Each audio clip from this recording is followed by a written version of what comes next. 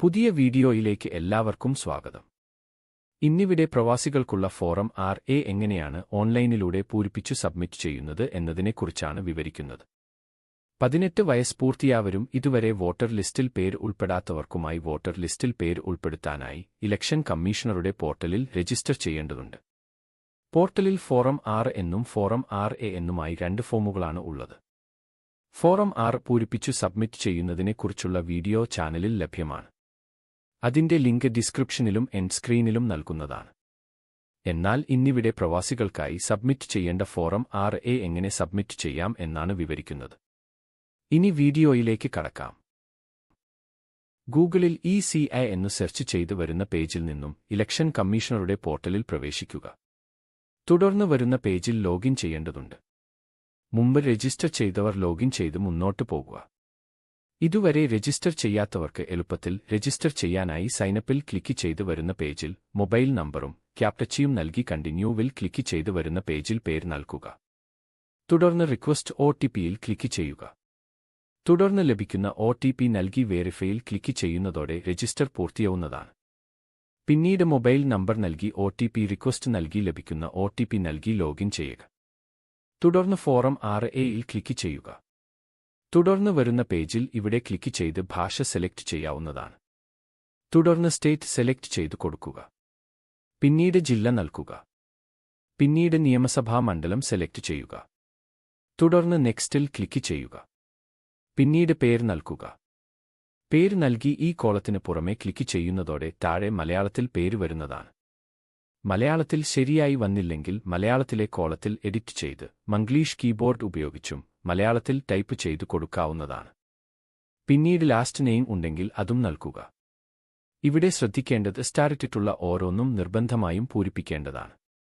അതാത് പേജിൽ നിർബന്ധമായും നൽകേണ്ട വിവരങ്ങൾ നൽകിയാൽ നെക്സ്റ്റ് ബട്ടൺ തെളിഞ്ഞു വരുന്നതുമാണ്.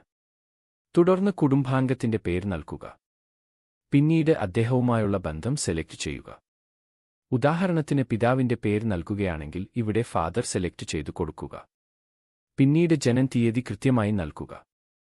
തുടർന്ന് ജനനവുമായി ബന്ധപ്പെട്ട സ്റ്റേറ്റ്, ജില്ല, വില്ലേജ് എന്നിവ നൽകുക. പിന്നീട് ജെൻഡർ തിരഞ്ഞെടുക്കുക. തുടർന്ന് ഇമെയിൽ നൽകാനാഗ്രഹിക്കുന്നുവെങ്കിൽ ഇമെയിൽ നൽകുക. തുടർന്ന് മൊബൈൽ നമ്പറും നൽകുക. പിന്നീട് നെക്സ്റ്റിൽ ക്ലിക്ക് ചെയ്യുക. തുടർന്ന് വരുന്ന പേജിൽ ഇന്ത്യയിലെ അഡ്രസ്സാണ് നൽകേണ്ടത്.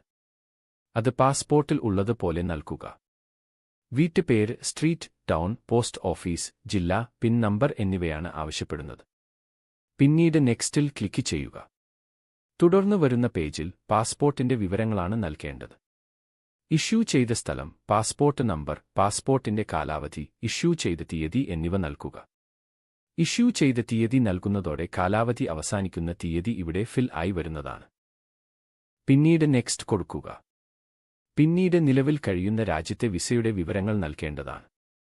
വിസ നമ്പർ, ഇഷ്യൂ ചെയ്ത തീയതി, വിസ അവസാനിക്കുന്ന തീയതി, വിസ ടൈപ്പ്, ഇഷ്യൂ ചെയ്ത അതോറിറ്റിയുടെ പേര് എന്നിവ നൽകുക. എന്നാൽ ഇവ നിർബന്ധമല്ല. പിന്നീട് നെക്സ്റ്റിൽ ക്ലിക്ക് ചെയ്യുക. തുടർന്ന് വരുന്ന പേജിൽ ആ രാജ്യത്തു താമസിക്കുന്നതിന്റെ കാരണം വ്യക്തമാക്കുക. ഇവിടെ നൽകിയിരിക്കുന്ന ഓപ്ഷൻസ് വിദ്യാഭ്യാസം, ജോലി, ഒതേർ എന്നിവയാണ് കാണിക്കുന്നത്. ഇവയിലേതാണ് അത് നൽകുക. ഒതേർ സെലക്ട് ചെയ്താൽ പിന്നീട് ഇങ്ങനെ ഒരു കോളം വരികയും അതിൽ എന്താണെന്ന് കൂടി വ്യക്തമാക്കേണ്ടതുമാണ്. പിന്നീട് എന്നു മുതലാണ് അവിടെ താമസം തുടങ്ങിയത് ആ തീയതി നൽകുക. പിന്നീട് നെക്സ്റ്റിൽ ക്ലിക്ക് ചെയ്യുക. പിന്നീട് വരുന്ന പേജിൽ വിദേശത്തെ അഡ്രസ് നൽകുക. ആ രാജ്യം ഇവിടെ ക്ലിക്ക് ചെയ്ത് സെലക്ട് ചെയ്തു കൊടുക്കാവുന്നതാണ്. തുടർന്ന് വരുന്ന പേജിൽ ആദ്യം പാസ്പോർട്ട് സൈസ് ഫോട്ടോ അപ്ലോഡ് ചെയ്തു കൊടുക്കുക. പിന്നീട് നിലവിലുള്ള പാസ്പോർട്ട് കോപ്പി അപ്ലോഡ് ചെയ്തു കൊടുക്കുക. പിന്നീട് നെക്സ്റ്റിൽ ക്ലിക്ക് ചെയ്യുക. തുടർന്ന് ഡിക്ലറേഷൻ പേജിലെത്തുന്നതാണ്. ഇവിടെ കാണിക്കുന്ന വിവരങ്ങൾ വായിച്ചു നോക്കാവുന്നതാണ്. തുടർന്ന് ഇവിടെ ടിക്ക് ചെയ്യുക. ഇവിടെ എന്റെ പേര് ഈ നിയോജക മണ്ഡലത്തിലോ മറ്റേതെങ്കിലും നിയോജക മണ്ഡലത്തിലോ ഉൾപ്പെട്ടിട്ടില്ല എന്നു ടിക്ക് ചെയ്യേണ്ടതാണ്. പിന്നീട് ഇവിടെ സ്ഥലം നൽകുക. തീയതി ഇവിടെ ഫില്ലായി വരുന്നതാണ്. പിന്നീട് നെക്സ്റ്റ് ക്ലിക്ക് ചെയ്യുക. തുടർന്ന് വരുന്ന പേജിൽ ക്യാപ്ച ടൈപ്പ് ചെയ്തു കൊടുക്കുക. പിന്നീട് പ്രിവ്യൂ ആൻഡ് സബ്മിറ്റിൽ ക്ലിക്ക് ചെയ്യുക. തുടർന്ന് ഫോറം RA തുറന്നു വരികയും ഫോട്ടോ അടക്കം നമ്മൾ നൽകിയ വിവരങ്ങളൊക്കെ അതിൽ കാണിക്കുന്നതുമാണ്. എല്ലാം കൃത്യമാണെന്ന് ഉറപ്പുവരുത്തി തിരുത്താനുണ്ടെങ്കിൽ കീപ് എഡിറ്റിൽ ക്ലിക്ക് ചെയ്ത് തിരുത്താവുന്നതാണ്. മാറ്റങ്ങളൊന്നുമില്ലെങ്കിൽ സബ്മിറ്റ് ബട്ടണിൽ ക്ലിക്ക് ചെയ്യുക. തുടർന്ന് ഇങ്ങനെ ഒരു പേജ് വരികയും ഇവിടെ റെഫറൻസ് നമ്പർ ലഭിക്കുകയും ചെയ്യുന്നതാണ്. റെഫറൻസ് നമ്പർ നോട്ട് ചെയ്തു വെക്കുക. പിന്നീട് സ്റ്റാറ്റസ് ചെക്ക് ചെയ്യാനായി റഫറൻസ് നമ്പർ ആവശ്യമായി വരുന്നതാണ്. ഇവിടെ ക്ലിക്ക് ചെയ്ത് അക്നോളേജ്മെന്റ് ഡൗൺലോഡ് ചെയ്ത് സേവ് ചെയ്ത് വെക്കാവുന്നതാണ്.